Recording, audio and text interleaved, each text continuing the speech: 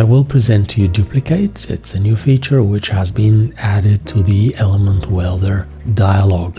Duplicate allows us to very easily duplicate any selected instances, and in the context of smart magnet rigs, these automatically created duplicates will also be hard welded to their parents or to the original instances that have been selected before invoking the duplication. Let's look into this example here, where we have a scenario where we would like to have the hand and the lower arm in front of the face. Instead of relayering, we'll select these two and duplicate them. So press the Element Welder button with the two elements selected and go duplicate. In a couple of seconds, we ended up with these two extra layers here, which have been labeled copy welded, so that we know that these are duplicates. We'll put them on top. Now if we drag the controller, we see that it behaves as expected. Now this can be very nicely combined with a visibility switch.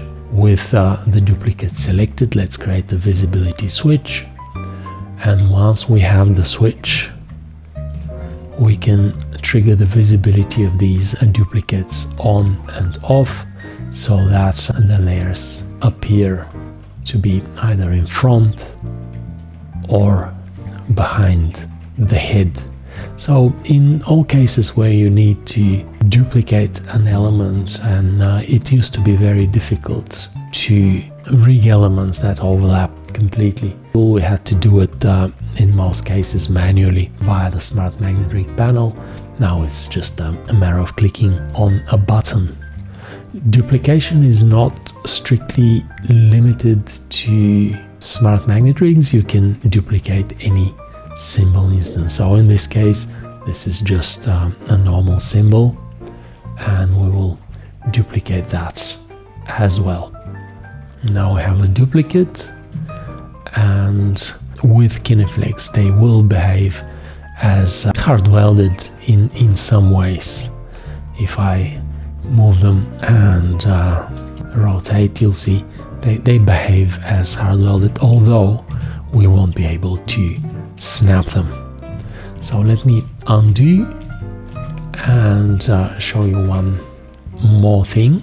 If we had a visibility switch here as well, we can, now the top element is switched off, we can realign either by using the realign button in the visibility switch, or by Alt-Shift clicking on the switch. The duplicate will realign with the original. Another application of duplicates is this kind of dynamic shadows. If you look at the cast shadow from the skirt, see it's not something that is part of the leg, but rather is an effect that is dynamically applied. And how did we achieve this?